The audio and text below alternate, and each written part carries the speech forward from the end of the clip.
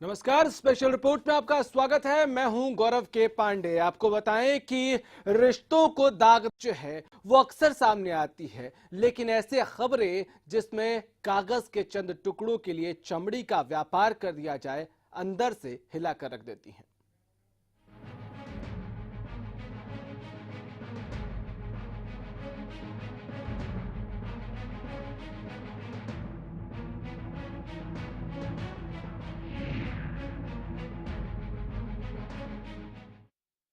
अपने इस मुद्दे पर आगे बढ़े उससे पहले इस वक्त आ रही है एक बड़ी खबर का रुख करेंगे। इस वक्त बड़ी खबर आ रही है दिल्ली से, जहां ऑड इवन फॉर्मूले पर हाईकोर्ट का बड़ा फैसला आया है और दिल्ली की सरकार को तगड़ा झटका लगा है। ऑड इवन फॉर्मूले पर हाईकोर्ट का बड़ा फैसला आया है। हाईकोर्ट ने साफ कह दिया है कि यह फैसला ठीक नहीं है। ऑड इवन फॉर्मूले पर हाईकोर्ट का बड़ा फैसला है। ऑड इवन फॉर्मूले को दिल्ली की सरकार ने 1 जनवरी से प्रयोग के तौर पर 15 दिन के लिए लागू किया था, लेकिन अब हाईकोर्ट का बड़ा फैसला इस पर आया है। आपको बता दें कि शुक्रवार को इस पर बहस हुई थी, सरकार ने भी अपना पक्ष रखा था, लेकिन इन सब के बाद आज के लिए इस फैसले को सुरक्षित रख लिया गया था और अब फैसला आ रहा है और इवन फॉर्मूले के अगेंस्ट में, उसके विरोध में फैसला आया है और दिल्ली सरकार के लिए बड़ा झटका इसको माना जा रहा है। और इवन फॉर्मूले पर हाईकोर्ट का बड़ा फैसला आया है। आपको बता दें कि और इवन फॉर्मूले पर हाईकोर्ट से दिल्ली की सरकार को तगड़ा झटका लगा है। अनिल मोर हमारे संवाददाता दिल्ली से फोन लाइन पे हैं। अनिल, तगड़ा झटका है दिल्ली की सरकार के लिए?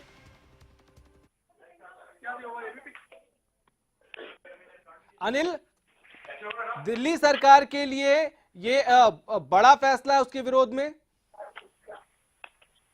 बताना चाहूंगा, जो दिल्ली हाईकोर्ट का फैसला आया, दिल्ली हाईकोर्ट की तरफ से दिल्ली सरकार का जो फैसला लिया गया था, दिल्ली सरकार ने जो ऑड इवन फार्मूला लागू किया था उसके पक्ष में दिल्ली हाईकोर्ट का फैसला आया। क्योंकि जो याचिकाकर्ता थे, याचिकाकर्ताओं का यही कहना था कि जो दिल्ली सरकार ने ऑड इवन फार्मूला लागू किया गया, इसको हटाया जाए। इस फार्मूले के लागू होने से आम आदमी को काफी दिक्कतों का सामना करना पड़ा है, लेकिन दिल्ली सरकार की तरफ से लगातार यही पक्ष दिया जा रहा था कि इस फार्मूले के लागू होने के बाद से दिल्ली में प्रदूषण का स्तर काफी कम हुआ। जो दिल्ली हाईकोर्ट ने जो फैसला सुनाया, इसके बाद से जो बादल थे, जो संशय के बाद है, वो बिल्कुल छंट चुके हैं। 15 जनवरी तक जो दिल्ली सरकार ने जो फॉर्मूला लागू किया था, अब वो उसी तरह लागू रहेगा। 15 जनवरी तक जो ऑड इवन फार्मूला, उसका ट्रायल चलता रहेगा। जी, शुक्रिया अनिल इन तमाम जानकारियों के लिए। तो ऑड इवन फॉर्मूले पर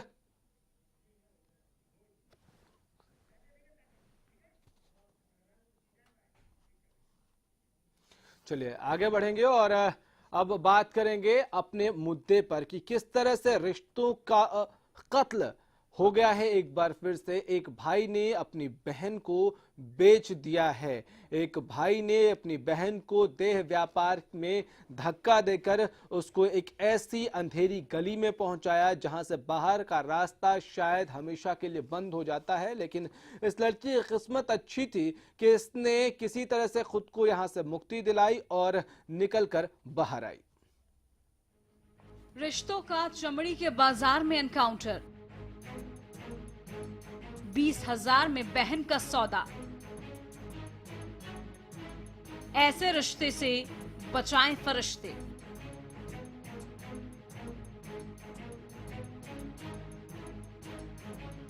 इतिहास गवाह है, एक धागे की कीमत चुकाने के लिए भाइयों ने सिर तक कलम करवाए हैं, लेकिन शायद बदलते दौर में अब रिश्तों की अहमियत भी बदलने लगी है। रोहतक की शिवाजी कॉलोनी से बड़ा ही हैरान करने वाला मामला सामने आया है, जहां एक महिला को उसके भाई ने सिर्फ 20,000 रुपए के लिए चमड़ी के व्यापार के लिए बीच बाजार में नीलाम कर दिया। पीड़ित महिला मूल रूप से असम की रहने वाली है, जिसके भाई ने दिल्ली की रहने वाली एक महिला को मात्र 20,000 रुपए में उसे बेच दिया। करीब 2 हफ्तों तक लगातार पीड़िता से वेश्यावृत्ति करवाई गई, लेकिन पीड़िता ने हार नहीं मानी और वो एक अन्य महिला की मदद से आरोपियों के चंगुल से भाग निकली।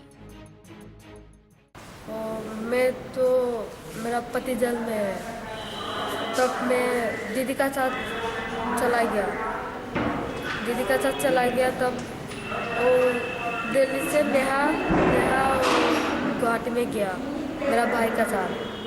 और मेरा भाई का साथ बात हुआ तो 20,000 रुपया दे दिया मेरा भाई का, 20,000 रुपया दे दिया बाद में। और मेरा भाई दीदी का घर पे लेके आया मुझे, तब लेके आया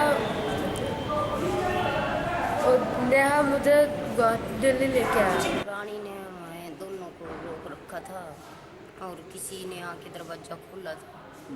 फिर मैंने मौका देखा, मैं इसको छुड़वा के लेके आया वहाँ से।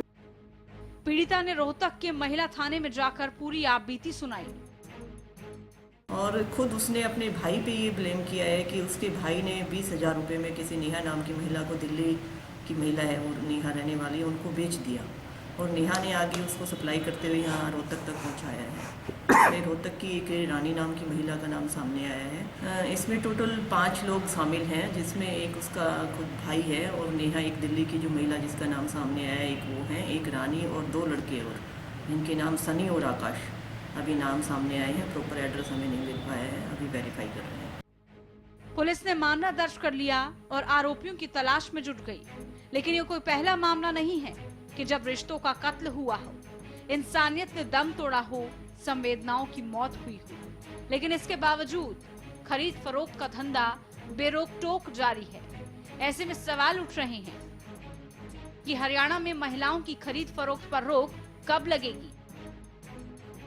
सूबे में क्यों फल फूल रहा है देह व्यापार का धंधा?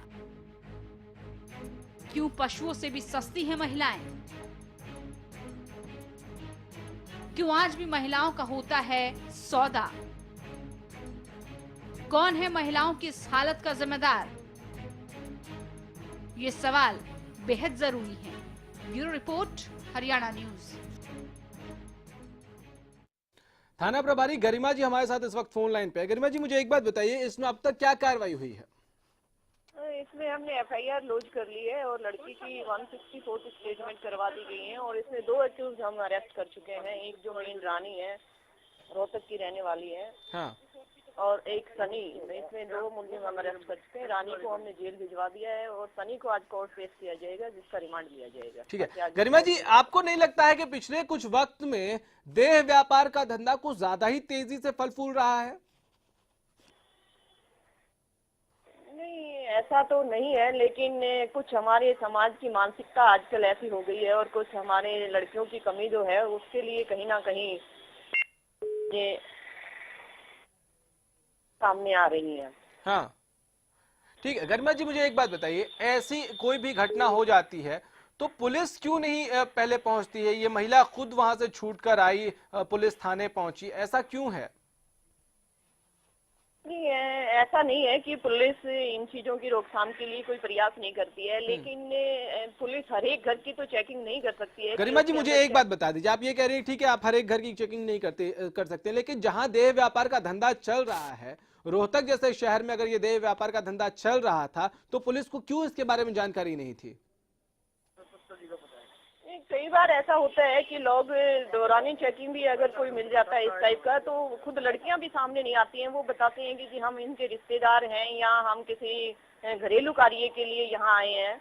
हाँ। तो कई बार वो भी या तो डर के मारे या उनकी अपनी मजबूरियां होती हैं, जो इस धंधे में इन्वॉल्व होते हैं, परिस्थितियों की मारी हुई वो होती हैं, तो वो भी इस चीज के लिए सामने नहीं आ पाती हैं। ठीक है, आप हमारे साथ रहिए गरिमा जी, आपसे कुछ और सवाल पूछेंगे। इस बीच डीएस विर्क हमारे साथ एक कॉलर फोन लाइन पे है। विर्क साहब बोलिए।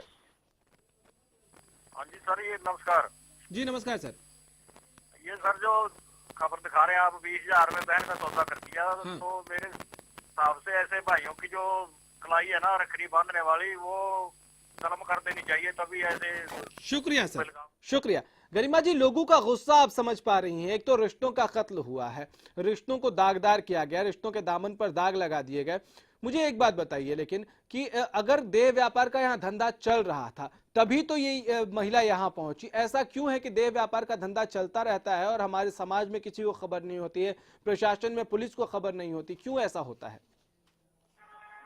कई बार क्या होता है कि ऐसे धंधे में जो लोग इन्वॉल्व होते हैं तो वो भी इस चीज को, जो उन लड़कियों को प्रेशराइज भी करते हैं कि वो ऐसी चीजों के सामने ना आए, पुलिस को इस बारे में ना बताएं। और खासकर मैं ये कहूंगी कि इसके लिए कहीं ना कहीं हमारा समाज जिम्मेवार है। नहीं, जहाँ के ये धंधा चलता है वहाँ के अगर अड़ोसी पड़ोसी हैं वो इस चीज में सामने आए तो इस तरह की चीजों पे रोक लगाई जा सकती है। ठीक है, सारी जिम्मेदारी अड़ोसियों पड़ोसियों की, सारी जिम्मेदारी समाज की, पुलिस क्यों फिर? नहीं, पुलिस भी अपना काम कर रही है, ऐसा नहीं है कि पुलिस चेकिंग नहीं करती है। या समय समय पे पुलिस के सोर्सेज भी होते हैं अपने गरिमा जी। क्या पुलिस के सोर्सेज, पुलिस का जो तंत्र है, पुलिसिया तंत्र, वो पूरी तरह से खोखला है? नहीं, ऐसा तो मैं नहीं कहूंगी कि पुलिस तंत्र फैल हो गया है। हमारा जो खुफिया तंत्र है वो, लेकिन मैंने पहले भी बताया कि आपको कई बार ऐसे में विक्टिम जो होते हैं वो अपनी परिस्थितियों की वजह से। आप जो कह रही हैं वो अगर मान भी ले, तो मुझे एक बात बताइए, क्या इस जगह पे जहां इस लड़की को बेचा गया, जिसकी बात कर रही हैं आप कि यहाँ देह व्यापार का धंधा चल रहा था, क्या वहां कभी पुलिस ने रेड किया था? नहीं, हमारे महिला थाने ने तो उस एरिया में रेड नहीं किया, लेकिन जो लोकल पुलिस स्टेशन है तो उनकी तो वहाँ पे गश्त पेट्रोलिंग होती ही रहती है। गश्त पेट्रोलिंग होती रहती है, उसके बावजूद कभी रेड नहीं हुआ गरिमा जी? नहीं, मैंने आपको पहले भी बताया कि हर एक घर में पुलिस चेकिंग नहीं कर सकती है। अगर इस तरह की कोई सिम्टम्स आते हैं सामने, कोई हमें ऐसी शिकायत मिलती है या कोई लोग हमें ये बताते हैं कि इस टाइप की घटनाएं वहाँ पे चल रही है, तो पुलिस जरूर उस पर रेड करती है। चलिए, शुक्रिया गरिमा जी आपका। तो बहन को 20,000 रुपए के लिए बेच दिया गया और उसको वैश्यावृत्ति में धकेल दिया गया। समाज सवालों के घेरे में है, हमारी आपकी मानसिकता सवालों के घेरे में है, और सवाल सबसे बड़ा ये उठता है कि आखिर देह व्यापार का धंधा इतना फल फूल कैसे रहा है और क्यों फल फूल रहा है? क्या पुलिसिया नाकामी है या सिर्फ और सिर्फ समाज की एक विकृत मानसिकता? एक छोटा सा ब्रेक, जल्द लौटेंगे।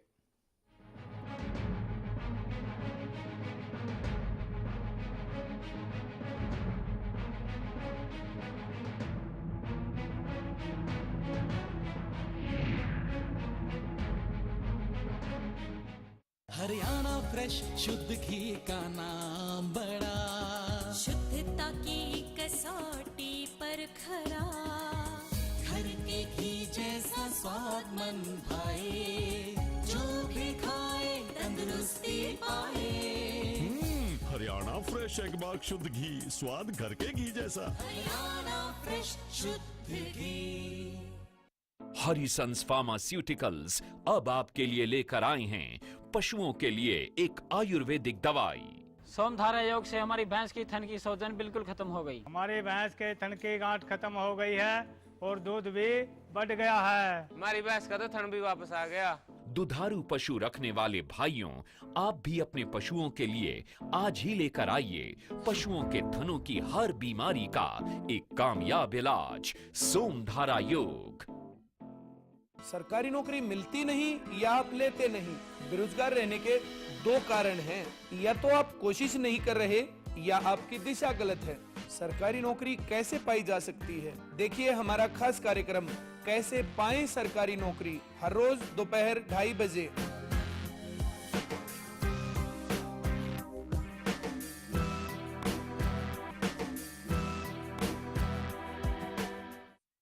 फसलों पर स्प्रे के दुष्प्रभाव ने पशुओं के थनों में सूजन, गांठ, एक थन का सो जाना, खून आना व दूध कम हो जाना आदि बहुत सी बीमारियों को जन्म दे दिया है। इसलिए मैं आपको ये सलाह देना चाहता हूँ कि आप अपने सभी पशुओं के हर ब्यांत पर सोमधारा योग का एक कोर्स जरूर करवाएं।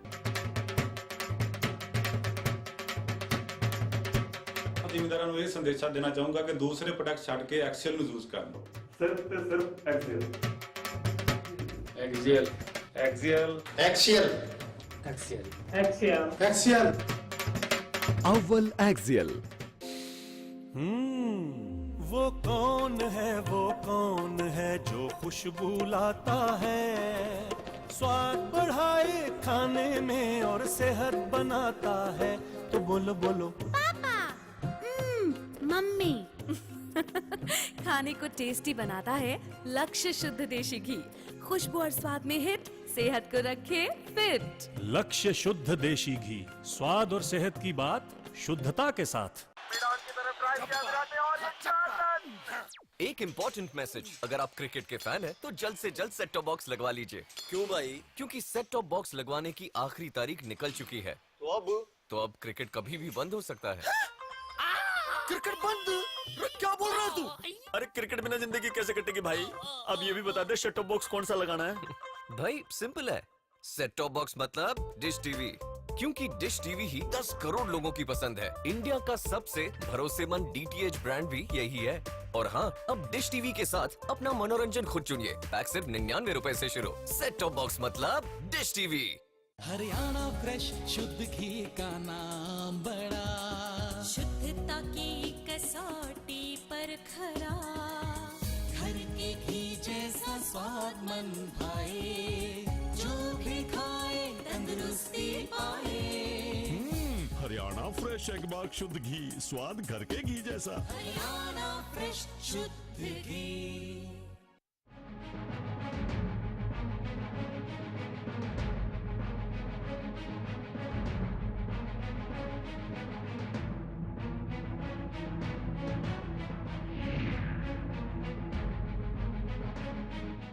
ब्रेक के बाद एक बार फिर से आपका स्वागत है। आज आपसे सवाल पूछ रहे हैं कि ऐसे रिश्तों को शर्मसार कब तक होने देगा हमारा समाज। रामपाल एक कॉलर हमारे साथ फोन लाइन पे हैं। रामपाल जी बोलिए। हाँ जी सर जी, जिसने भी भाई ने ये काम किया जी वो भाई नहीं है जी, उसका जी बहुत गलत किया उसने जी। हाँ। जी इसको रोकने के लिए पुलिस का बहुत अहम होता है। पुलिस को पता होता है जी व्यापार का धंधा जहाँ पे चल रहा है जी, हाँ। पुलिस इस पे कार्रवाई क्यों नहीं करती जी? बड़े बड़े शहरों में सुनने को मिलता है कि देह व्यापार का धंधा हो रहा है जी, पुलिस भाई कार्रवाई करे तो जी सब बंद हो सकता है जी। जी शुक्रिया सर आपका।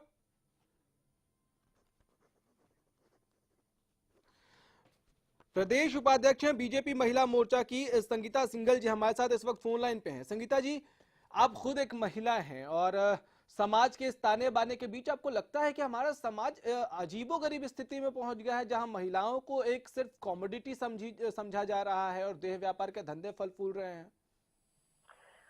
देखिए, आपका कहना बिल्कुल ठीक है। ये एक सामाजिक कुरीति है और सामाजिक कुरीतियां समाज ही हटाया करता है। सामाजिक कुरीतियां कभी भी कानूनों के दायरों से सुलझ नहीं पाती। ये जो आप जिस मुद्दे की आप बात कर रहे हैं, ये बहुत ही शर्मसार करने वाली घटना है। ये भाई नहीं है, उस लड़की के दरिंदे हैं ये। ठीक है, आप कह रही है कि सामाजिक बुराई है, समाज ही इसको दूर करेगा, फिर पुलिस व्यवस्था बेकार है, खुफिया तंत्र बेकार है, क्योंकि देह व्यापार। एक मिनट सुन लीजिए, सवाल सुन लीजिए, पूरा सवाल सुन लीजिए। क्योंकि देह व्यापार का धंधा फल फूल रहा था और उस पर कभी पुलिस ने अगर रेड मारा होता, वो सेंटर ही नहीं चल रहा होता, तो शायद वहां नहीं बेचा जाता इस महिला को। और पुलिस जो है सभी काम बहुत उसी तरीके से होंगे जैसे सोचा जाता है, ऐसा नहीं होता। तो आप मानती हैं ये पुलिस या फेलियर है? ये जो सामाजिक बुराइयां हैं, इसको पुलिस कितना चेक करेगी? उसका जगह का बदलाव हो जाता है। आप पता नहीं किस बात की बात करें, मुझे नहीं समझ में आ रहा। आप हमारे साथ लाइन पे रहिए। पीके हमारे साथ एक कॉलर उकलाना से फोन लाइन पे। पीके जी बोलिए। हेलो, बोलिए सर। हाँ जी, पुलिस को बड़े बड़े होटलों और घरों में छापामारी करनी चाहिए और भी बहुत सी महिलाएं मिल सकती हैं। जैसे इनको कैद करके वेश्यावृत्ति करवाई जाती है, कुछ कई महीनों बाद बाहर निकलने में सफल हो जाती है, लेकिन कुछ जिंदगी भर के लिए वहाँ सड़ती रहती है। चलिए तो शुक्रिया सर आपका। संगीता जी, मैं ये पूछ रहा हूँ आपसे कि क्या पुलिसिया तंत्र आपको नहीं लगता फेल है? पुलिसिया तंत्र अगर फेल नहीं होता तो इस तरह से देह व्यापार के धंधे नहीं चल रहे होते। ऐसे जी, घरों में महिलाओं को सुरक्षा देना ये परिवारों की जिम्मेदारी भी है। अगर घर के परिवार के अंदर महिला के साथ ऐसे कुकर्म होते हैं तो ये सामाजिक बुनियादी ढांचे। ठीक है संगीता जी, ठीक है, इस बात से कोई इनकार नहीं कर रहा है कि ये समाज के मुंह पर बड़ा तमाचा है, परिवार और रिश्तों के मुंह पर बड़ा तमाचा है, लेकिन पुलिसिया तंत्र की आपसे मैं बात कर रहा हूँ कि पुलिस को पता नहीं है रोहतक जैसे शहर में देह व्यापार का धंधा चल रहा है। रिश्ते में, भाई बहन के रिश्ते में पुलिस कहाँ से आ गई? ये तो परिवारों के बहुत दर्दनाक, एक बहुत ही संगीता जी, पुलिस इसीलिए होती है कि देह व्यापार जैसे अगर धंधे चल रहे हो तो उसको रोका जा सके। ठीक है कि भाई ने बेचा, लेकिन किसी ने तो खरीदा, कहीं तो देह व्यापार का धंधा चल रहा था। क्यों चल रहा था धंधा? यही सवाल पूछ रहा हूँ आपसे मैं। अंदर जो काम हो जाते हैं वही सबसे ज्यादा घिनौने हो रहे हैं आजकल, और उसमें परिवारों के मुखियाओं को खड़ा होना पड़ेगा, सरपंचों को, उस इलाके के आसपास जो मौजूद लोग हैं उनको डंडे उठाने पड़ेंगे, तब हम इस मुहिम में कामयाब हो सकते हैं। पुलिस तो कार्रवाई करेगी, अब भी करेगी। ठीक है, आप हमारे साथ लाइन पे रहिए। सुनीता सहरावल जी हमारे साथ इस वक्त फोन लाइन पे हैं, कांग्रेस महिला मोर्चा से हैं। सुनीता जी, मुझे एक बात बताइए, ठीक है एक भाई ने अपनी बहन को बेचा, लेकिन कानून क्यों होता है? क्या कानून को ये पता नहीं होना चाहिए था, पुलिस को ये पता नहीं होना चाहिए था कि यहाँ देह व्यापार का धंधा चल रहा है? हाँ देखिए, बिल्कुल मैं आपकी इस बात से बिल्कुल सहमत हूँ कि पुलिस को पता होना चाहिए कि ऐसे देह व्यापार का धंधा अगर चल रहा है उनकी नाक के नीचे, रोहतक जैसे शहर में, तो बहुत ही गलत बात है। ये पुलिस की नाकामी है। पुलिस को हर जगह चौकन्ना रहना चाहिए। आज जो सामाजिक हमारी इतनी ये बुराई है, मानती हूँ मैं, संगीता बहन कह रही है सामाजिक बुराई है, ये सामाजिक बुराई है, नो डाउट, बिल्कुल, कि हमारे आसपास के लोगों को भी चौकन्ना रहना चाहिए और जागरूक रहना चाहिए। पर बट जो सामने बिल्कुल रोहतक जैसे शहर में एकदम पुलिस के नाक के नीचे देह व्यापार चल रहा है, तो ये पुलिस की बिल्कुल नाकामी है। पुलिस फोर्स को। संगीता जी, आप पुलिस को क्यों डिफेंड कर रहे हैं? मुझे एक बात बताइए। मैं ये कह रहा हूं कि ठीक है ये सामाजिक बुराई है, भाई ने अपनी बहन को बेचा, ये एक समाज के मुंह पर तमाचा है, लेकिन मैं बड़ा सीधा सवाल पूछ रहा हूं, स्पष्ट सवाल पूछ रहा हूं कि क्या ये पुलिस की जिम्मेदारी नहीं है कि कहीं देह व्यापार का धंधा चल रहा है तो उसको रोका जाए? सुनीता जी, संगीता जी, संगीता जी आपसे पूछ रहा हूं। चलिए, लगता है डिस्कनेक्ट हो गया।